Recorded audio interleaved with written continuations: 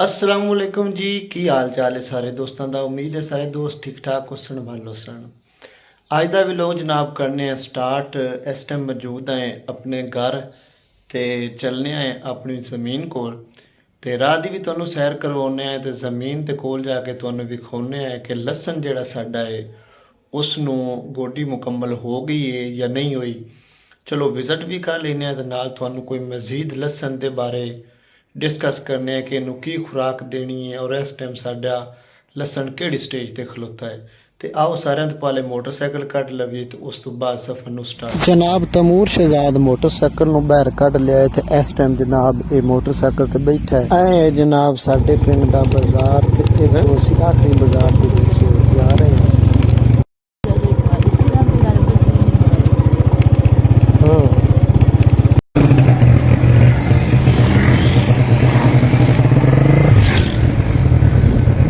Pump तो जनाब 200 का पेट्रोल पवा लिया।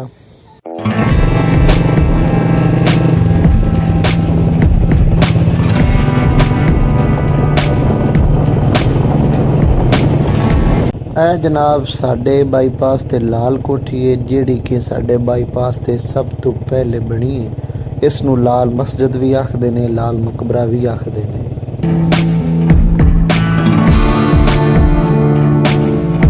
ਇਹ ਬਾਈਪਾਸ ਦੇ ਕੋਲੋਂ ਕੱਚੀ ਸੜਕ ਥੱਲੇ ਲਾਂਦੀ ਹੈ ਜਿਹੜੀ ਕਿ ਸਾਡੇ ਰਕਬੇ ਲੈ ਜਾਂਦੀ ਹੈ। ਇਹਦੇ ਨਾਲ ਨਾਲ ਇਹ ਜਨਾਬ ਪੈਪਾਂ ਵਾਲੀ ਇੱਕ ਫੈਕਟਰੀ ਬਣੀ ਹੋਈ ਹੈ ਜਿੰਦੇ ਵਿੱਚ ਪੈਪ ਬਣ ਰਹੇ ਨੇ ਜਿਹੜੇ ਕਿ ਸੀਮੈਂਟ ਦੇ ਪੈਪ ਹੁੰਦੇ ਨੇ। ਤੁਸੀਂ ਵੇਖੇ ਹੋ ਸਨ ਬਹੁਤ ਜ਼ਿਆਦਾ ਜਗ੍ਹਾ ਤੇ ਇਸਤੇਮਾਲ ਹੁੰਦੇ ਨੇ, ਜਿਵੇਂ ਕਿ ਖਾਲ ਦੇ ਵਿੱਚ ਇਸਤੇਮਾਲ ਹੁੰਦੇ ਨੇ, ਕੋਈ ਅਗਰ ਤੁਸੀਂ ਪੁਲ ਵਗੈਰਾ ਬਣਾਉਣੀ ਹੈ ਤਾਂ ਉਸ ਤੇ ਇਸਤੇਮਾਲ ਹੁੰਦੇ ਨੇ।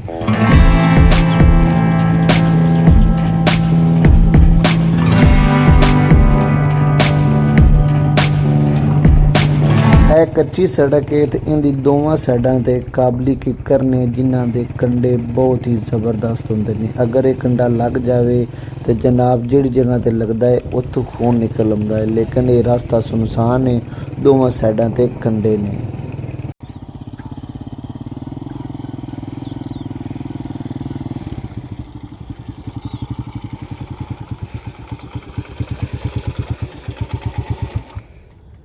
जी हाँ, असी जनाब पहुँच चुके हैं अपनी ज़मीन दे कोल। ते आओ तुहानू हुण असी लसन विखावीए कि उहदी गोडी कंप्लीट हो गई है या नहीं हुई। ते उस तो एक दिन पहले असी गंदम नू पानी लाया है ते कंडोले नू पानी लाया, जिंदी वीडियो ऑलरेडी बना के असी अपने यूट्यूब चैनल ते पोस्ट कर दी है। ते चलो हुण तुहानू असी अपना लसन विखाउने हैं। सारिਆਂ तो पहले मोटरसाइकिल डक लेने हैं।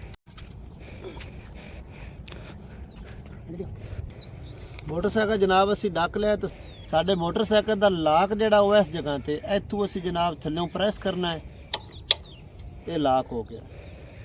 आ जाओ हुण जनाब असी ए खाल दे नाल नाल जिहड़ा बन्ना है इहदे उत्ते जा रहे हैं, क्योंकि साडा जिहड़ा लसन काश्त असां कीता होया है, लसन जिहड़ा असां लाया होया है वो तकरीबन कोई 1 किला असी पहले गंदम लाई हुई है, गंदम काश्त कीती हुई है। तो लसन जिहड़ा है वो 1 किला अगे जाके असी उत्थे दरम्यान दे विच जिहड़ा है काश्त कीता होया है। जिहड़ी है तुसीं गंदम वेखदे पे हो, इहनूं असी हाले तक पहला पानी लाया है तो उस तो बाद असां इसनूं स्प्रे कीता है।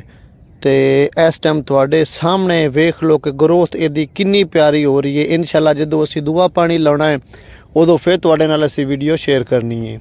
जनाब असी लसन दे कोल पहुँच गए हैं ते आओ हुण तुहानू असी विखाउने आए कि किन्नी गोडी हो गई है। साड़ियाँ कुल क्यारियां किन्नियां ने जिहड़ियां असी छोटे छोटे पीस बना के लसन काश्त कीता होया है, ते उहदे विचों किन्नियां टोटल जिहड़ियां हैं क्यारियां जिन्हां दी गोडी कंप्लीट हो गई है ते किन्नियां रह गईयां ने। ते आओ तुहानू असी विखाउने आए। सारिਆਂ तो पहले जनाब तुसी ए वेख लो एक क्यारी है जिंदी साइडां ते मूली लगी हुई है। ये इधरली साइड लो भाईजान हाले तक कंप्लीट नहीं हुई, ए साइड थोड़ी जी रहिंदी है। बाकी ए तुसी वेख लो, तुहानू जूम करके विखा देना कि ए असी गोडी करवा ली हुई है। इधरली साइड की गोडी कंप्लीट हो चुकी है। तुसी वेख लो सिर्फ तुहानू लसन नज़र आ रहा है, बाकी जितना भी इहदे विच गंद वगैरह जिहड़ा कि असी ए वेख लो साइडां ते पटवा के ए खाल दे विच सट छड्डिया है। तो ये इस टाइम कोई बूटी नज़र नहीं आ रही जिंदी असी गोडी कंप्लीट करवा लीए। एक टोटा साडा तकरीबन समझो कि ए हो गया है। ਦੂਸਰਾ ਸਾਡਾ ਇੱਕ ਛੋਟਾ ਜਿਹਾ ਟੋਟਾ ਹੈ ਇਹ ਜਿਹੜਾ ਕਿ ਇਹ ਵੀ ਤਕਰੀਬਨ ਸਾਰਾ ਕੰਪਲੀਟ ਹੋ ਚੁੱਕਿਆ। ਇਹ ਵੀ ਬਿਲਕੁਲ ਤੁਸੀਂ ਵੇਖੋ, ਤੁਹਾਨੂੰ ਇਹ ਵੀ ਜ਼ੂਮ ਕਰਕੇ ਵਿਖਾ ਦਿੰਨੇ ਆ, ਬਿਲਕੁਲ ਸਾਫ ਸੁਥਰਾ ਹੈ। ਔਰ ਸਾਡੇ ਲਸਣ ਦੀ ਮਾਸ਼ਾਅੱਲਾ ਤੁਸੀਂ ਵੇਖ ਲਓ ਕਿ ਗਰੋਥ ਕਿਤਨੀ ਤੇਜ਼ੀ ਨਾਲ ਹੋ ਰਹੀ ਹੈ, ਕਿਉਂਕਿ ਅਸਾਂ ਇਹਨੂੰ ਖੁਰਾਕ ਵੀ ਬੜੀ ਆਲਾ ਕਿਸਮ ਦੀ ਪਾ ਰਹੇ ਹਾਂ। ਫਿਰ ਜਨਾਬ ਅੱਗੇ ਸਾਡੀ ਛੋਟੀ ਕਿਆਰੀ ਤੀਸਰੀ ਆ ਜਾਂਦੀ ਹੈ। ਇਹ ਵੀ ਮਾਸ਼ਾਅੱਲਾ ਤਕਰੀਬਨ ਟੋਟਲ ਹੀ ਕੰਪਲੀਟ ਹੋ ਚੁੱਕੀ ਹੈ।